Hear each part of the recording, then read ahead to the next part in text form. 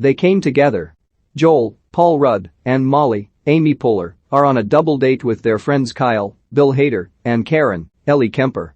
After Kyle tells them a story about how he and Karen disagree on the Sunday paper, they ask Joel and Molly how they met.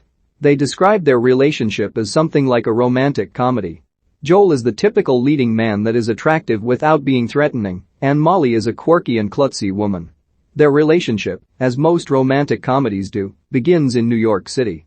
Joel was originally living with his girlfriend Tiffany, Cobie Smulders, who never really seemed to love him the way he loved her.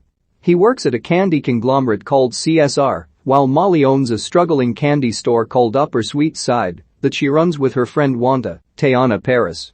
Joel goes to work and plays catch in the office with his buddy Bob, Jason Mantzoukas, until Joel throws the ball far enough that Bob falls through the window and hangs on for dear life.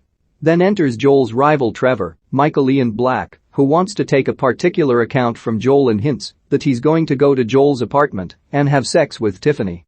The bigger problem is that Joel's boss, Roland, Christopher Maloney, wants to open a super CSR store right across the street from Molly's store. She consults her accountant, Egbert, Ed Helms, who assures her that her store is indeed failing.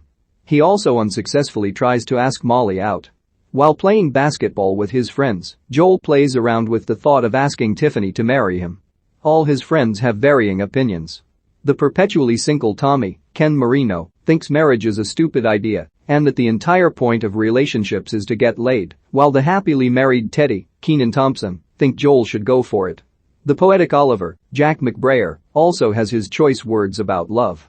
Convinced, Joel runs home to try and propose to Tiffany, even as she is loudly having sex in the bathroom with Trevor. Only until Joel turns around does he see what is going on. He leaves the apartment, heartbroken, then goes to stay with his younger, underachieving brother Jake, Max Greenfield. Molly is invited to a Halloween party by her friend Brenda, Melanie Linsky, who is also Bob's girlfriend, so that means he invites Joel so that they can set him and Molly up. By pure coincidence, both Joel and Molly dress up as Benjamin Franklin and bump into each other on the street. They both argue about it and end up walking together to the same apartment for the party. Brenda thinks they already know each other and that they came together, titled ROP. Both Joel and Molly spend the entire party sulking, yet they do feel a mutual attraction toward one another. Joel tells Brenda and Bob that even though he could probably see himself with Molly, he thinks she's a terrible person. He turns around and sees her, and she leaves with her feelings hurt. A while later, Molly is with Wanda at her favorite bookstore when she sees Joel again with Jake. Wanda and Jake leave to avoid the awkwardness. Joel says he is looking for a fiction book for his boob. Molly instantly feels a spark due to a shared interest in fiction books. She then invites Joel out for a coffee, where she asks for an oddly specific muffin order. When he remembers the order verbatim, Molly falls deeper in love with him. On their date, Joel admits that he's wanted to open up his own coffee shop, Cup of Joel. He tries to awkwardly explain the lame pun. Molly even brings him to her place to meet her sister Catherine, Zandy Hardig, and son Tucker, Skylar Gertner, who likes Joel due to his Pokemon knowledge. However, Joel can't make the next move because he's still not over Tiffany. With help from Jake, Joel tries to come up with an apology for Molly.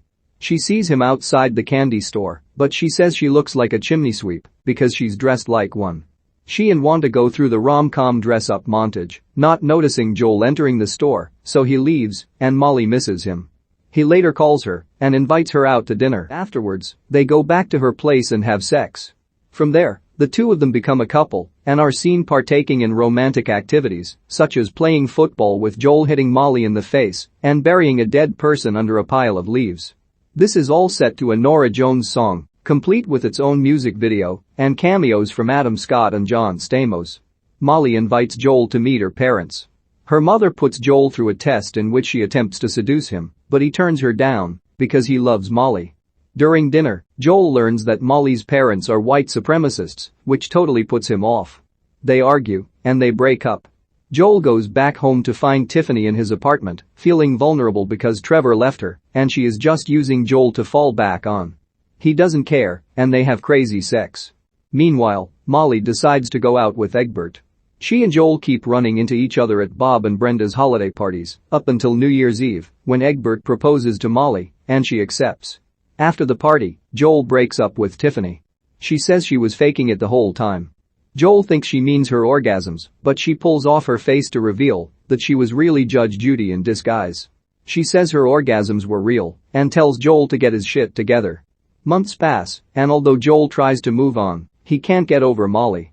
He pays his boob a visit, and as she tries to tell a story about a bagel, he quickly assumes that she is trying to create a metaphor for his life, inspiring him to go and get back the account he's been trying to get at work. But first he makes gross comments about wanting to have sex with boob before leaving. Joel goes to work during a board meeting, where he stands up and inspires his co-workers and Roland to not bother with opening a new store so that Molly's can stay in business. Roland is inspired so much that he fires Trevor and gives Joel the account he's been wanting. However, Joel quits so that he can pursue his coffee shop dreams as well as getting back with Molly. Jake, having found work as a cabbie, drives Joel to Molly's wedding. At the wedding, Molly gets cold feet and runs away. Joel arrives at the wedding too late, but then thinks where to look for Molly. He gets the whole wedding party to follow him to Boston, but Molly is nowhere to be found. Then they go to Brooklyn Promenade, where Molly is looking out at the ocean. Joel tries to win Molly back, but he's interrupted by her ex, Frank, Jeffrey Dean Morgan. He wants Molly back also, but she turns him down, and he walks away without a fight. Then Catherine comes running in with Tucker to tell Molly that her ex-husband Spike, Michael Shannon, just got out of prison and found out about Joel and wants to kill him. Spike comes in swinging a bat, but Joel effortlessly beats him up. Spike is taken away by cops and then shot in the face by one of the officers. Joel proposes to Molly, but she says they should take it slow and just go out for coffee. A year later, they end up getting married, and Joel opens up his coffee shop. Which is really just a table outside Molly's store, where he brews generic coffee. Back in the restaurant, Joel and Molly finish telling their story when Kyle asks, "So why did you guys decide to get a divorce?"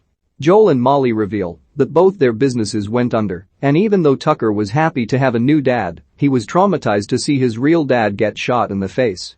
The subsequent increasing debts led Molly to become addicted to pills, and she started sleeping with Frank again. Still, she and Joel mutually decided they should be friends. Kyle, inspired by his friends, tells Karen that they should break up. She nervously asks if he's joking, and he laughs, saying he was joking. Joel and Molly then contemplate giving it another shot before agreeing they should. Joel then turns around and says into the camera, "I told you it was gonna be a crazy day."